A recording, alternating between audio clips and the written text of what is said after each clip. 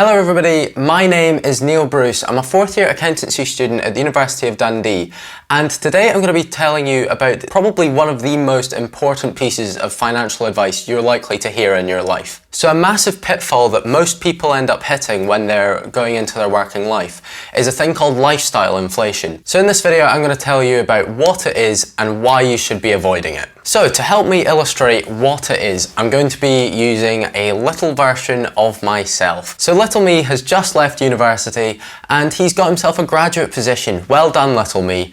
And he's going to be earning £20,000 a year. So with that money, he goes and he buys a small car and he starts renting a small apartment. Then a few years later, little me is doing fantastically well and he's managed to get himself a bumper promotion.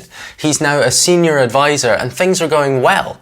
He's earning £50,000 a year, so he buys himself a naughty little BMW and rents himself a nice bigger house in a nicer area. Then he hits gold a few years later. He reaches the managerial role he's always wanted. He's earning £100,000 a year and he decides to get himself an even faster car and an even bigger house. But what is the exact same thing that's happening with all of these three different versions of me? They all want you to smash the like button and subscribe for more content on the Neil Bruce channel. No, but in all seriousness, what's going on is they're spending all of their money every single month. But after all of this spending on nicer houses, nicer clothes, nicer cars, going out for meals more often, what ends up happening is, no matter how much more money you're getting, you still have £0 left over at the end of the month. And this is a huge problem in the UK. In fact, in the UK, 40% of workers only have less than £1,000 in their savings, no matter what they're earning. And this is where it's really, really important to try and avoid lifestyle inflation. Now, obviously, people are driven to look their best and feel their best,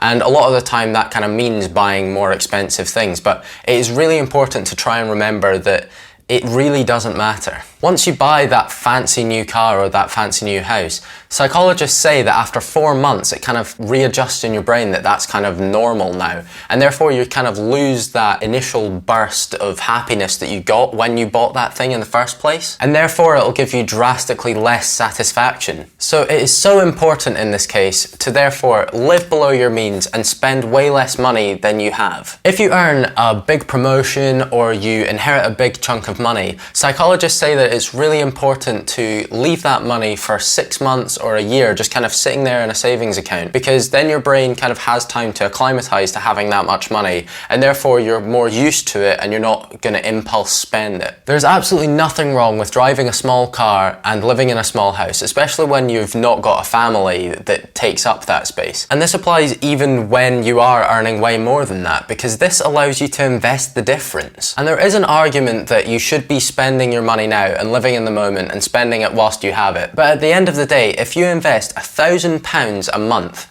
for 9 years and just put it in an account with no interest whatsoever, you will have £100,000 at the end of those 9 years, which sounds very worth it to me. Invest that money into an S&P 500 index fund and you're potentially going to be seeing an 8% increase on that money year on year based on historic data. And then when compounding comes into effect, you'll see that money just start growing and growing without you having to put in barely any effort. And that's all because your younger self watched a Neil Bruce YouTube channel video and he found out that lifestyle inflation is something to be avoided. So I really hope you enjoyed this video, and if you learned something, make sure to like the video and subscribe to the channel for more financial content. I'd love to see any comments you guys have on the video, and thanks so much for watching.